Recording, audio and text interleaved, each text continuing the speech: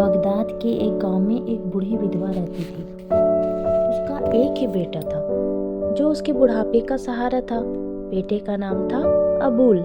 वह सारा दिन गलियों में खेलता रहता, ना पढ़ने जाता था और ना कोई काम करता। बूढ़ी माँ उसे समझाती तो वह कहता, अभी तो तुम कमा रही हो माँ, मैं कमा कर क्या करूँगा। एक दिन उसकी माँ उसे सही रास्ते पर लाने के लिए झूठ मूठ ही बीमार पड़ गई और बोली कि बेटा, अब मुझसे मेहनत मजूरी नहीं होती, अब तो शायद हमारे भूखों मरने के दिन आने वाले हैं, क्योंकि तुम भी कोई काम धाम नहीं करते। अबूल ने कहा कि नहीं नहीं माँ, मैं तुम्हें भूखा नहीं मरने दूंगा। अब तुम घर में आराम करो, मैं खुद काम धंधे की तलाश में जाता हूँ, तुम मेरे लिए 4 रोटी बना दो। उसकी माँ ने झटपट उसके लिए 4 रोटी बना दी और उसी दिन अबूल काम की तलाश में निकल पड़ा। कई दिनों के सफर के बाद वह एक दूर के गांव में पहुंचा, जहां हीरो का एक सौदागर रहता था। उसने उससे नौकरी की गुहार की तो सौदागर ने उसे तुरंत ही नौकरी पर रख लिया। एक दिन सौदागर उसे ऊंट पर बैठाकर एक जंगल में ले गया। वहां एक बेहद ऊंची पहाड़ी थी, जो हीरो की पहाड़ी के नाम से विख्यात थी। पहाड़ी इतनी ऊंची और सपाट थी कि उस पर चढ़ना असंभव था। सौदागर उस पहाड़ी के करीब जाकर रुक गया, ऊंट को पेड़ से बांध दिया और अबूल को अच्छे अच्छे पकवान खिलाए। अबूल सोचने लगा कि उसका मालिक कितना अच्छा है। खिला पिलाकर सौदागर ने कहा, बेटा अबूल, अभी मैं तुम्हें उस पहाड़ी पर भेजूंगा, तुम वहां से कीमती पत्थर बोरों में भर भर कर नीचे फेंक देना, उसके बाद हम घर चलेंगे। वापस पहुंचकर मैं तुम्हें ढेर सारा धन दूंगा, जिसे तुम अपनी माँ को दे देना, ताकि तुम्हें उसकी कोई चिंता ना रहे। यह सुनकर अबूल बेहद खुश हुआ और मन से दुआ करने लगा कि हे खुदा, ऐसा नेक मालिक सबको मिले। उधर सौदागर ने अपने साथ लाए झोले में से किसी बड़े जानवर की ताजी खाल निकालकर उसे जमीन पर बिछा दिया। फिर अबूल से बोला, अब वह इस पर लेट जाए। अबूल बिना सोचे समझे उस पर लेट गया।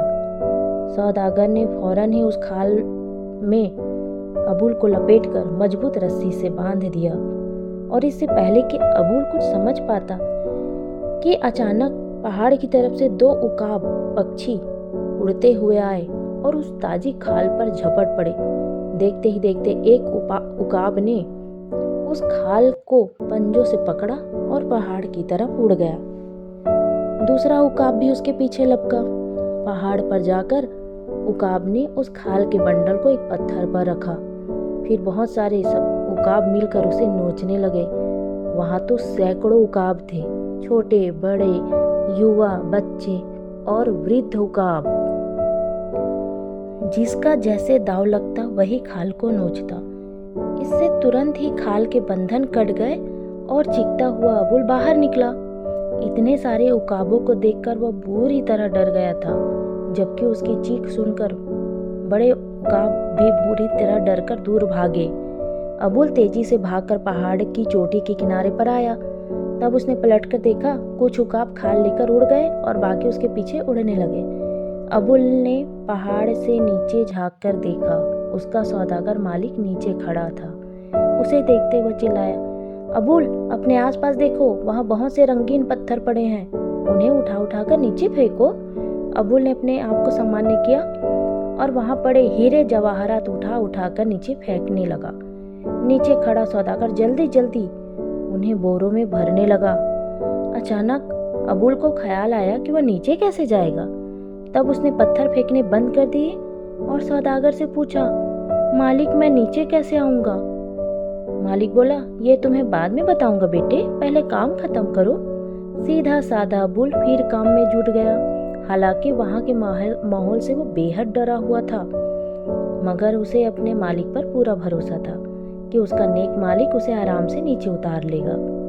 जब अमीर के सारे बोरे भर गए तो उसने उन्हें ऊँटों पर लादा और जाने लगा। ऊपर खड़ा अबूल यह देखकर घबराया और चिल्लाकर बोला, अरे मालिक, मुझे छोड़कर कहाँ जा रहे हो?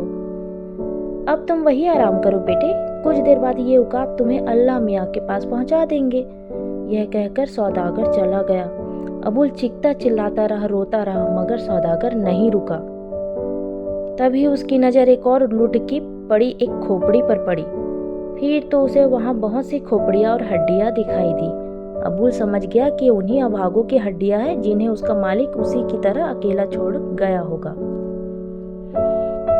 तो ये बात है, अबुल ने मन में सोचा और हिम्मत जुटाई। वह अपने बचाव का कोई रास्ता तलाशने लगा। वह एक साहसी लड़का था। अभी वह बचाव का रास्ता खोज ही रहा था कि तभी एक उकाब ने उस पर हमला कर दिया। अबुल उसकी पकड़ में नहीं आया, मगर उकाब के पंजों ने उसके सिर में जख्म कर दिए। इसी से उसे एक युक्ति सूझ गई। दूसरी बार जब उकाब ने उस पर हमला किया तो उसने उसके जो पंजे होते हैं उकाब के, उसे पकड़ लिए। इससे उकाब घबरा कर उड़ा तो अबुल भी उसके साथ ऊंचा उड़ गया। उकाब भयभीत हो गया। जब उससे अबुल का भार नहीं सहा गया तो वह नीचे जाकर जमीन पर गिर पड़ा। अबुल ने जल्दी से उसके पंजे छोड़ दिए और भागकर एक पेड़ की आड़ में छिप गया। उधर उकाब भी आजाद होते ही उड़ गया। फिर महीनों चलने के बाद अबुल अपने घर पहुंचा। वह वहां से कुछ कीमती हीरे ले आया था, क्योंकि इतना तो समझ ही चुका था कि ये पत्थर जो है बेहद कीमती है और उन्हीं के दम पर उसका मालिक कितना अमीर है। इस बात की पुष्टि उसकी माँ ने भी कर दी। बेटा, ये तो हीरे हैं, ये तू कहाँ से लाया है? अब तो शायद जीवन भर कुछ काम न करना पड़े। अबुल ने अपनी माँ को आश्वासन दिया कि वह ऐसे हीरे जल्दी ही बोरों में भर कर लाएगा। उसके बाद वह एक बार फिर घर से निकलकर उसी सौदागर के घर चल दिया जो उसे मरने के लिए पहाड़ी पर छोड़ आया था। वह उसे सबक सिखाना चाहता था। उसके घर तक पहुंचते पहुंचते अबुल ने अपना वेश बदल लिया।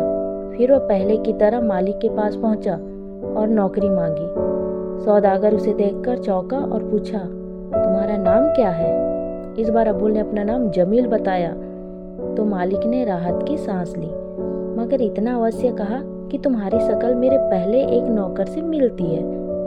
उसने उसे नौकरी पर रख लिया।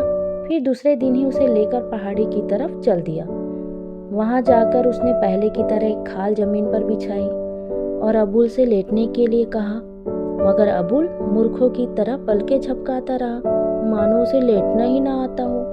वह खाल के बगल में जमीन पर लेटने लगा तो सौदागर ने खाल पर लेटकर वह खाल अपने चारों ओर लपेट ली और बोला, बेवकूफ, इस तरह लेटकर खाल अपने बदन पर लपेटनी है।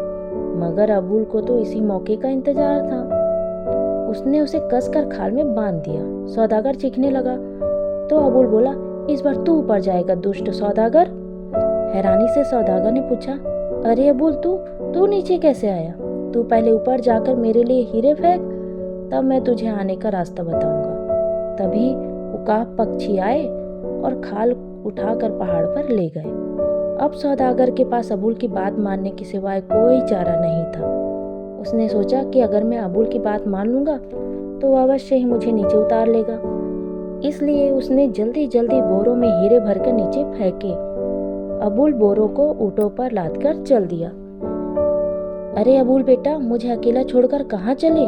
तुमने तो कहा था कि मुझे नीचे आने का रास्ता बता दोगे। सौदागर चिल्लाया, ऊपर जाकर अल्लाह मियाँ से पूछना दुष्ट इंसान। तुमने अपने लालच की वजह से कई बेगुनाहों को मरवाया है। अब तुम भी वैसे ही मौत मरो। भूखे उकाब अब तुम्हारा गंदा शरीर नोच नोच कर खाएंगे। यह कहकर अबुल चला गया और सौदागर माथा पीट पीट कर रोने लगा। किसी ने सच ही कहा है, जैसी करनी वैसी भरनी।